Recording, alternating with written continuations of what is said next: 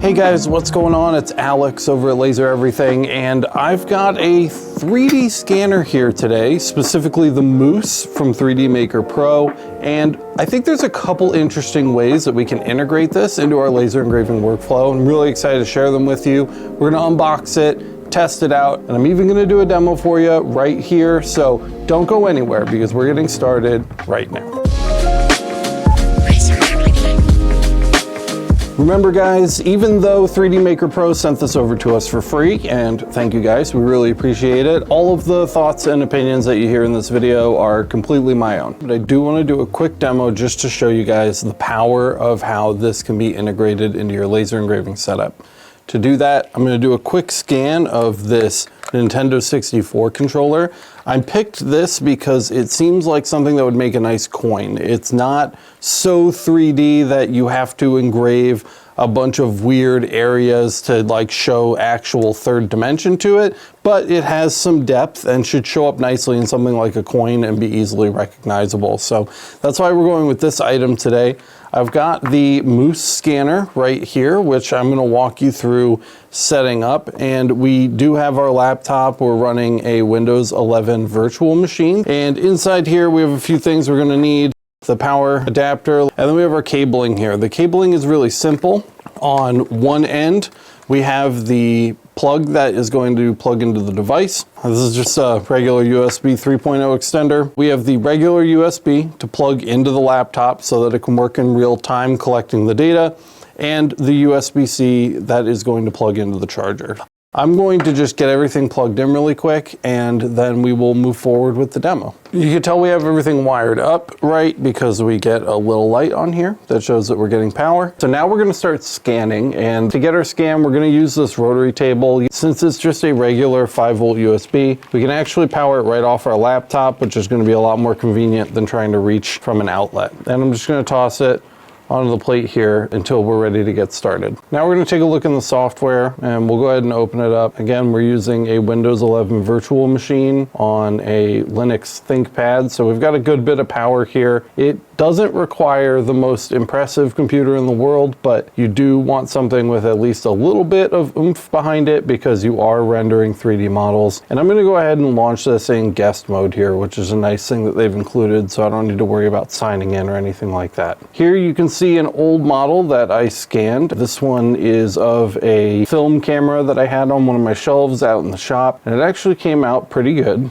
This is it right here. It is a Canon EOS Rebel G, and we scanned this with 8 scan passes. This is just the cloud point data, not an actual final exported model, but you can see the level of detail we were able to get out of it. I'm hoping to reproduce that for you guys today with the controller, but this will give you an idea of the kind of things that you can accomplish when you are doing your scanning. I was going to say correctly, but not even correctly. This was a complete amateur job here. This was with no practice. This was the very first attempt I made, and I was able to figure it out. So it's pretty intuitive. Moving on here, guys, we're going to start a new project. If it asks you to associate your device, you can just skip it. And you can see we have a couple modes here. We have Easy Scan and Table Scan. Easy Scan is going to be the mode.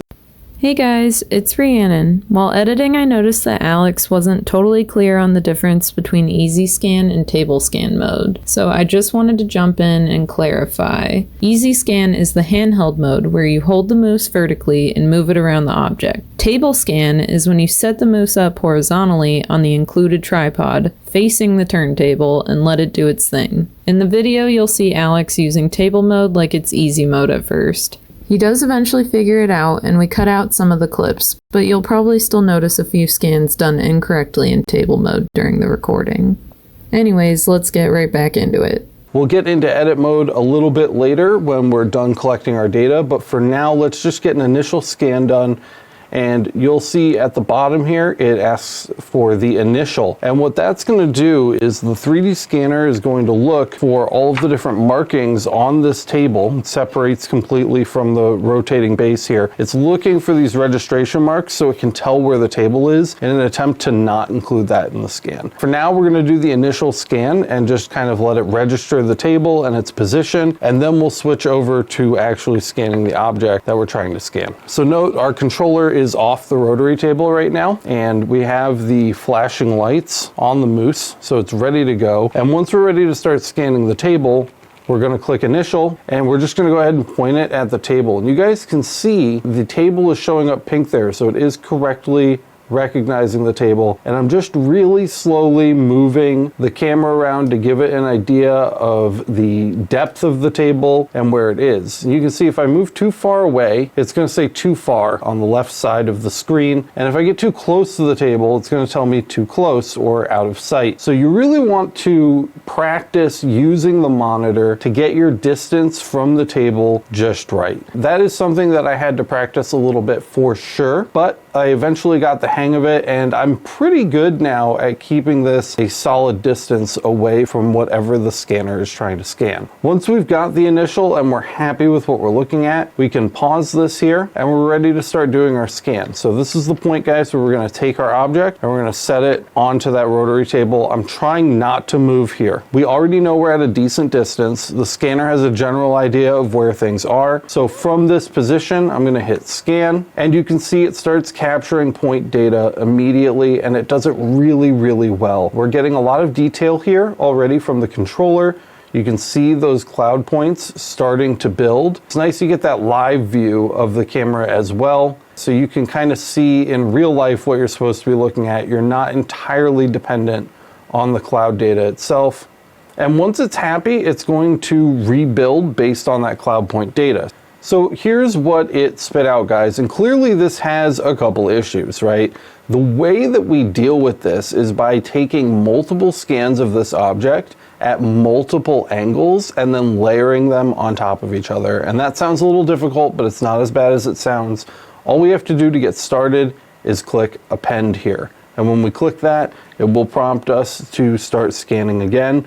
And it's going to start completely fresh with a brand new controller model, and eventually we'll combine those models. And the best thing to do from here, guys, is just to hit scan. So we're ready to append the second scan to the first one. That'll put it in the same scan group. And all that's left to do is rescan. If you want to, you can come back and click the number 1 button here, and that will let you reinitialize, which is a smart idea if you're going to do this from a different angle, which we are. So I'm going to actually move this for a second, and we're going to get it again in view of the table here. And this one, I'm going to go a little bit lower on the angle and try to get it to see the bed here. If you're having a hard time and like the table isn't really coming up, you can adjust the brightness and sensitivity over here, and then we can stop the initialization, and you can see scan again comes up here, and we can add the controller back in. I'm going to try to get this to sit flat like it was last time so that we don't have any weird bumps. And from here, guys, we can go ahead and hit scan. And let's try to collect a little bit more data from this. We're specifically trying to lock in spots that we didn't get good data from the first time. You can see here at lost tracking, please move to the previously scanned area. Sometimes it just gets so far off that you have to reset, and it's not that big of a deal. It takes 2 seconds, so I'm just gonna hit pause. And before this finishes, I'm gonna click delete data and hit yes. And it'll just let me start over with a brand new append. So we're gonna hit append, that way we don't get any junk data in there. And we're gonna hit scan, but before I do, you can see over here we're getting some red highlighting. That is your overexposure warning, and it's telling you it's too bright. So the brightness is definitely helping us see some more of the controller, but we may have it just a smidge too bright here. And we'll try to run it again from here. So we're gonna go ahead and hit scan here, and we're just gonna try to capture some of the details of the controller we were unable to capture last time. There you could see the controller arm coming into view. That's because I slowly backed my body away, and I'm kind of holding the scanner up to my body and then moving my body around rather than trying to rely on my hands. And you just want to stay as still as possible and kind of focus on what you're doing. And that's about what we're going to get from that one. So we'll let this rebuild. And that one's done, guys. You can see we definitely got some new data along the bottom of the controllers, which is great, but we're still missing quite a bit of this controller. And we don't need everything because we're using this for a 3D engraving. So we really only need the top of it, the face of the controller, to get the grayscale height map. Because if you think, we're just going to be engraving top down anyway, so we're never really going to see the underside of the controller, but I'm still going to try to get this scan as complete as possible before we move on. And all that there really is to it is to continue to append so that we've got lots of data to choose from when we do our final combination of all of our scan data. For now, guys, I'm just going to lock in and try to get as much of this scan data as possible, and I'll be back with you when I have a little more data to work with and we can move on to the next step together. Now I've got 5 scans in here and they all look pretty good, but now we're going to flip the controller over. Again, like I said earlier in the episode, we don't absolutely have to do this, but I'd still really like to try to get as much of this recorded as possible so we can have the most complete scan possible. You can also see our cable here is stopping the turntable from turning, and that is a little bit difficult. I can try to tuck it in up here. I just don't really want the cable in the scan, so trying to avoid capturing too much of the cable while still being able to capture the controller while it's spinning. One thing that you have to keep an eye on is that the controller is now off center, so it's going to be rotating in kind of a wider orbit, and I may have to move the scanner around a little bit to compensate for that movement, but we'll see how it goes. So I've got this here, and we're going to just go ahead and try and capture some of the back of the controller, again with the easy scan. You can see just how fluid and fast that was. I think that's the biggest thing that shocked me the first time I used this, is just how quickly it is able to assemble those points and keep track of what is on the bed.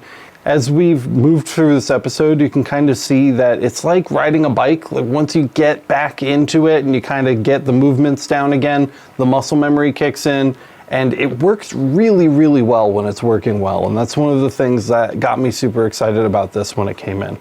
The scan we got of the back of the controller was so good, I don't even think we're going to do a second one. It's rebuilding it now. It is 825 frames, so it's going to take more than a couple minutes to process. But once it's done, I'll sit down with you guys and we'll actually talk about how we can now take the scans that we've gotten from the scanner and manually align them so that they add up to one complete model. So that's going to be something that we take a look at in just a minute here. Okay guys, so we've put the scanner itself away, and next I'm going to show you how to manually align all of these different 3D scans that we've taken over the last few minutes. The reason we're doing a manual alignment is because I could never get the auto align to work. In theory, it should work great. I've seen videos of it working great, but I just can't get it to work. So I learned the manual alignment process, and I actually like it a little better than having the computer handle it for me because I get really specific control over how all these models are aligned. If you look right now, I've got all of the different models that we've scanned visible at once, and it is a mess. It is a total mess right now. So we're going to have to jump in to the alignment process and get these things lined up. The first thing we're going to do, if we're not already there, is select this little hexagon icon up here that says Align, and we're going to choose the manual method. Then we're going to take a look at these few different windows up here. So we have one scan on the left and one scan on the right. You can select either of these by clicking down here in table scan 1, 2, 3, etc. Right now we're going to hide all of the scans except for 2 of them from view, so that we're only working with 2 scans. And here we have table scan 1, which matches to this window, and table scan 2, which matches to the one on the right. If we wanted to instead, say, do table scan 3, we could hide scan 2 and show scan 3. And showing scan 3 will move it to that box on the right. Same thing goes with the left window. If we want to do instead hand scan 5, we can hide table scan 1 and show hand scan 5. And that will pull that one up into this right window over here. So you can select any 2 scans and work from there if it's easier for you. So from here, guys, I'm going to try to start with 2 of the models that are the most complete. We're going to start with the hand scans, guys. The hand scans, I think, are the closest to being complete, and then we can use some of the other scans that we took to fill in the details if needed. As you can see, Hand Scan 5 is a really complete model already. There's a lot going on here. And then Hand Scan 6 is that near perfect scan that we took of the back of the device. And we should be able to fit these together pretty nicely if we do it carefully. On the screen, you can see 1, 2, and 3. They're 3 different colored dots. And you can see that on the right side here too. And our job, our goal here is to align those 3 dots so that they are in the same position on both models. Now, we have the front and the back of the controller here, so our area where we're gonna see overlap is gonna be pretty minimal, but we should be able to do it. I'm gonna be targeting these controller grips and also the back side where the expansion pack goes in. And marking these down is very easy. So we have one selected right now. And all we have to do is find the point on the controller where we want to set it. And I'm going to zoom in nice and close here so that we can see. And we're going to right click. That's all there is to it. Right click and there's point 1. Now we need to find point 1 on the back side. And we want it to be as close as possible. It's not ever going to be perfect, but the closer we can get, the better. I can kind of see this ridge here where the front and back of the controller shells fit together. And we can also kind of see that ridge there. So I am going to just be targeting that. If you want to move it a little bit, I recommend right-clicking off and then right-clicking back on to make that adjustment. And that should get you where you're going. So now that we are pretty confident we have 1 in the right spot, let's move over to point number 2. With point number 2, we're going to do the same thing, but this time I'm going to be using the expansion pack as our target. And you can see we've got a lot of details back here on the upside down scan, and if we flip this around, hey, guess what? We've got a lot of details here as well. We should be able to pretty effortlessly get point number 2 set here. I'm just going to go right for the top center of this section right here, and we'll go ahead and place 2 there. And we're going to do the same thing here. And right click and place 2 there. I think I did accidentally select number 3 there with my right click, so let's just move 3 out of the way, go back to number 2, and we'll set point number 2 right here. And there you go. So now we've got 2 aligned in both spots. And for point number 3, just some other random spot. I think, I would want something on the face of the controller, but we don't really have that on the second scan over here. So we're going to need to do something that these have in common. I'm just going to rotate kind of slowly around the controller here and see if I can find anything that'll help me get these aligned. I'm just clicking and dragging to move around this, guys. It's pretty straightforward. If you want to pan, you can hold the middle mouse click and scroll to zoom. And I kind of like what I'm seeing here on the shoulder button. Looks like we have pretty good definition of these shoulder buttons on both models. So let's go ahead and use that for our 3rd point. So I'm going to zoom in here. So I'm going to look for a spot where we have a clear, visible point on the controller where the button fits into the body. And this kind of back corner here looks good on this model, but it doesn't look great on that one. Let's try the inside here. We're just going to keep looking around, try to find something we have on both models. This edge piece right here looks decent. I think we can get away with this if we pay attention to what we're doing. So we're just going to rotate it a little more and a little more over here, and that looks pretty good. I like this spot. We don't have a lot to work with because again we're bringing opposite sides together, but that spot looks pretty good. I'm going to mark 3 there and right click here to mark 3 there. And that's it. Once that's done, we can click the align button and it's going to use those points to bring the 2 models into alignment. Now that that's done, guys, we can check our work. So let's come in here and look at the combined model. You can see the face of the controller is now properly seated on the bottom side, and that's going to be huge for us going forward. Now we do have the 2 plates in this scan, but that's easy enough to get rid of. So let's hit OK and accept the changes that we've made to our alignment. And here is the current group. So the group is kind of the things that we've done the alignment on already. So if we're here, we're looking at the group, you can see it's composed of Hand Scan 5 and Hand Scan 6. But we've got all of this point data in here, this cloud point data, that we don't need or don't want. To get rid of it, it's pretty simple. We're just going to pan over here a little bit, and we're just selecting points that we want to get rid of. By default, you have the lasso picker on, which generally I like. With the lasso picker selected, you can hold Control and use the left mouse button to draw around a group of cloud points, just like that right there, to select them. Once they're selected, just hit delete and they're gone. It's pretty easy. You just want to make sure that you're only removing things you actually want to remove. And you're going to have to look at this from some weird angles. This is the part where it gets a little bit tedious. But all this in here, we can get all of this stuff out in one go as long as we're careful with our mouse. There's no real smoothing or anything to the mouse movement, so you do have to be precise when making your selection. But once you have it selected and it highlights in pink, just go ahead and hit delete, and it will remove all of those points. From here, guys, I'm just going to continue selecting as many of these cloud points we don't need as I can without damaging the actual model and deleting them. This process is a little tedious, but the model it leaves you with is really nice. So I'm going to do this really quick, and I'll be back with you guys when I'm finished. For equipment that is well known for being difficult to use, this process was actually really simple. We got really good scans of everything that we attempted, and I think that the data that we got from this is going to work really well for laser engraving. Hey, it's Rhiannon here again. Next, we created a height map of the controller for the final coin. We actually have a full video already showing exactly how to do that, which we'll link in the description below. After generating the height map, we engraved the coin using the 3D data. You can see that process now.